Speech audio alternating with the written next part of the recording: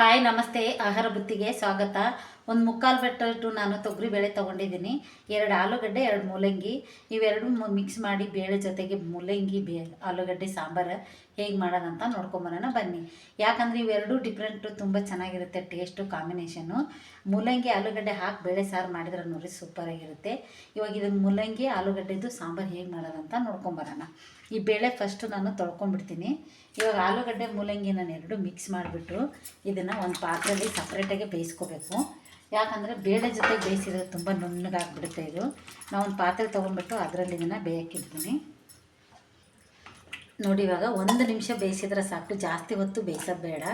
ಒಂದೇ 1 ನಿಮಿಷ ಇದನ್ನೆರಡು ಮಿಕ್ಸ್ ಮಾಡಿಬಿಟ್ಟು ಸ್ವಲ್ಪ ಒಂದು ಅರ್ಧ ಸ್ಪೂನಷ್ಟು ಉಪ್ಪು ಹಾಕಿಬಿಟ್ಟು ನಾವು ಬೇಯಕ್ಕಿಟ್ರೆ ತುಂಬ ಚೆನ್ನಾಗಿರುತ್ತೆ. ಬೇಳೆ ಜೊತೆಗೆ ಬೇಯಿಸ್ಕೊಳಕ್ಕೆ ಹೋಗಬೇಡಿ. ಇದನ್ನು ಬೇಯಕ್ಕಿಟ್ಬಿಟ್ಟು ನಾನು ಬೇಳೆನೂ ತೊಳೆದ್ಬಿಟ್ಟು ನಿಮಗೆ ಬೇಯಿಸೋದು ತೋರಿಸ್ತೀನಿ. ಒಂದು ಚಿಕ್ಕದು ಕುಕ್ಕರ್ ಇಟ್ಕೋಬೇಕು. ಬೇಳೆ ಎಲ್ಲ ನಾನು ತೊಳ್ಕೊಂಬಂದಿದ್ದೀನಿ. ಇದು ನಾವು ಊರು ಬೇಳೆ ಇರೋದಕ್ಕೆ ತುಂಬ ಚೆನ್ನಾಗಿರುತ್ತೆ. ನಾಟಿ ಬೇಳೆ, ಪಾಲಿಸ್ ಗಿಲಿಸ್ ಏನೂ ಹಾಕಿರಲ್ಲ. ನಾನು ಊರಿಂದ ತಂದ ಬೇಳೆ ಇದು. ಇವಾಗ 2 ಟೊಮೊಟೊ ಹಾಕ್ತಾಯಿದ್ದೀನಿ. 1 ಸ್ಪೂನ್ ಆಗೋಷ್ಟು ನಾನು ಉಪ್ಪು ಹಾಕ್ತಾಯಿದ್ದೀನಿ. ಅರ್ಧ ಸ್ಪೂನ್ ಆಗೋಷ್ಟು ನಾವು ಅರಿಶಿನ ಪುಡಿ ಹಾಕೋಣ. ಹಾಕಿ ಒಂದು ಅರ್ಧ ಚಮಚಷ್ಟು ನೀರು ಹಾಕಿ ನಾವು ಇದನ್ನು ಬೇಯಕ್ಕಿಡೋಣ. ಸ್ವಲ್ಪ ಮುಳುಗಿದ್ರೆ ಸಾಕು, ಅಷ್ಟೇ ನೀರು ಹಾಕ್ಕೊಳ್ಳಿ, ಅಂದರೆ ಚೆನ್ನಾಗಿ ಬೇಯುತ್ತೆ. ನಾನು ತರಕಾರಿನೂ ಬೇಯಕ್ಕಿಟ್ಟಿದ್ದೀನಿ, ಮೂಲಂಗಿ ಆಲೂಗಡ್ಡೆ, ಅದು ಬೇಯುತ್ತೆ, ಇದು ಬೇಯುತ್ತೆ. ಎರಡು ಬೇಯಿದ ನಂತರ ಒಗ್ಗರಣೆ ಹೇಗೆ ಹಾಕೋದಂತ ನಾನು ನಿಮ್ಗೆ ತೋರಿಸ್ತೀನಿ. ನೋಡಿ, ಬೇಳೆ, ಟೊಮೊಟೊ, ಅರಿಶಿನ ಪುಡಿ, ಉಪ್ಪು ಹಾಕಿ ನಾನು ಬೇಳೆ ಬೇಯಿಸಿದ್ದೆ. ಇವಾಗ ಇದು ಆಲೂಗಡ್ಡೆ ಮೂಲಂಗಿ ಎರಡೂ ಬೇಯಿಸ್ಕೊಂಡಿದ್ದಾಗಿದೆ. ಇವಾಗ ಇದನ್ನೆರಡು ಮ್ಯಾಕ್ಸ್ ಮಾಡಿಬಿಟ್ಟು ನಾನು ಒಗ್ಗರಣೆ ಹಾಕ್ತೀನಿ. ಇದನ್ನು ಹಾಗೆ ಹಾಕಬೇಕು, ಎಣ್ಣೆಲಿ ಫ್ರೈ ಮಾಡ್ಕೋಬೇಕು. ಬೇಳೆ ಮಾತ್ರ ಇದನ್ನು ಸ್ವಲ್ಪ ಮ್ಯಾಶ್ ಮಾಡ್ಕೊಳ್ಳೋಣ. ನಾನು ನೋಡಿ, ಒಂದು ಅಗಲವಾಗಿರೋದು ಬಾಣಲಿ ತೊಗೊಳ್ಳಿ, ಇಲ್ಲ ಅಂದರೆ ಒಂದು ಪಾತ್ರೆ ಆದರೂ ತೊಗೋಬೋದು. ಯಾವುದ್ರಲ್ಲಿ ಬೇಕಾದರೂ ನೀವು ಮಾಡ್ಬೋದು. ನಾನು ಒಂದು 2-3 ಸ್ಪೂನಷ್ಟು ನಾನು ಎಣ್ಣೆ ತೊಗೊಂಡಿದ್ದೀನಿ. ಸ್ವಲ್ಪ ಎಣ್ಣೆ ಮುಂದಿದ್ರೇ ಸಾಂಬಾರು ಸೂಪರಾಗಿ ಆಗೋದು. ಎಣ್ಣೆ ತಿನ್ನಲಾರ್ದವರು ಸ್ವಲ್ಪ ಕಮ್ಮಿಗೆ ಹಾಕ್ಕೊಂಡು ಮಾಡ್ಬೋದು. ಇವಾಗ 1 ಸ್ಪೂನ್ ಆಗೋಷ್ಟು ಸಾಸಿವೆ, 1 ಸ್ಪೂನ್ ಆಗೋಷ್ಟು ಜೀರಿಗೆ. ನೋಡಿ, ಫಸ್ಟೇ ನಾನು ಒಂದು ಈರುಳ್ಳಿ, ಬೆಳ್ಳುಳ್ಳಿ, ಕರಿಬೇವು ಸೊಪ್ಪು, ಕೊತ್ತಂಬರಿ ಸೊಪ್ಪು ರೆಡಿ ಮಾಡಿಟ್ಕೊಂಡು ಬೆಳ್ಳುಳ್ಳಿ ಹಾಕ್ತಾಯಿದ್ದೀನಿ. ಈರುಳ್ಳಿ ಸ್ವಲ್ಪ ಇದು ಫ್ರೈ ಆಗಲಿ. ನೋಡಿ, ಇವಾಗ ಫ್ರೈ ಆಗಿದೆ. ಸ್ವಲ್ಪ ನಾನು ಕರಿಬೇವು ಹಾಕ್ತಾಯಿದ್ದೀನಿ.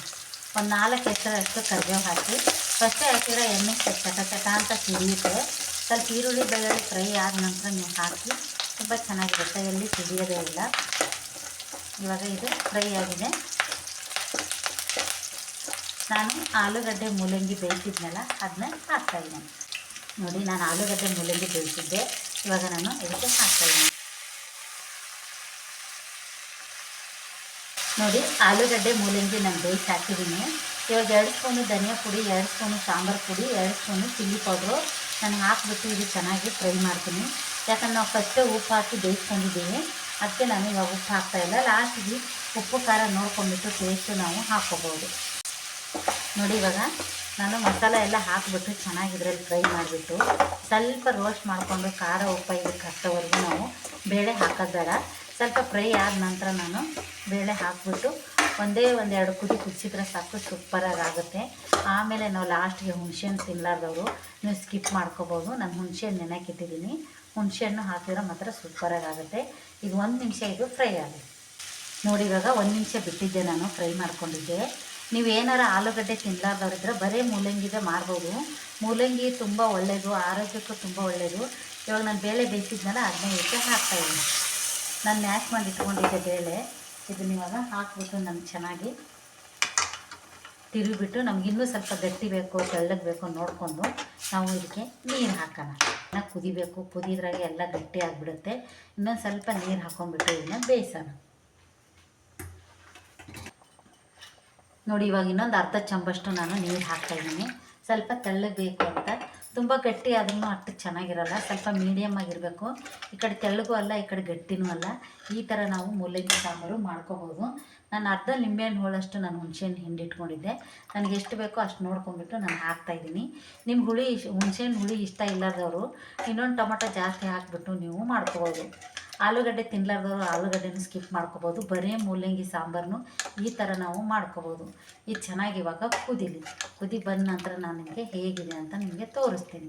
ಯಾಕಂದರೆ ಈ ಥರ ನೀವು ಮೂಲಂಗಿ ಇದ್ರೆ ಮನೇಲಿ ಟ್ರೈ ಮಾಡಿ ನೋಡಿ, ಎಷ್ಟು ಚೆನ್ನಾಗಿ ಬರುತ್ತೆ ಅಂತ ಸಾಂಬಾರು ನಿಮಗೆ ಗೊತ್ತಾಗುತ್ತೆ. ಮೂಲಂಗಿ ತಿನ್ನೋದ್ರಿಂದ ತುಂಬ ಆರೋಗ್ಯಕ್ಕೂ ಒಳ್ಳೆಯದು. ಈ ಮೂಲಾದಿ ಅಂತಾರಲ್ಲ, ಅದಕ್ಕೆಲ್ಲ ತಿಂದರೆ ತುಂಬ ಒಳ್ಳೆಯದು. ಬೆಳಗ್ಗೆ ಎದ್ದರೆ ಸಾಕು ಹಸಿ ಮೂಲಂಗಿ ಒಂದು ಹಾಳು ಹೊಟ್ಟೆಲೇ ತಿಂದ್ರೆ ಅಂತೂ ಇನ್ನೂ ಆರೋಗ್ಯಕ್ಕೆ ತುಂಬ ಒಳ್ಳೆಯದು. ಇವಾಗ ನಾನು ಉಪ್ಪು ಖಾರ ಎಲ್ಲ ನೋಡ್ಕೊಂಡಿದ್ದೀನಿ. ಹುಳಿ ಉಪ್ಪು ಖಾರ ಎಲ್ಲ ಟೇಸ್ಟ್ ನೋಡಿಬಿಟ್ಟು ಇವಾಗ ಒಂದು 2 ನಿಮಿಷ ನಾವು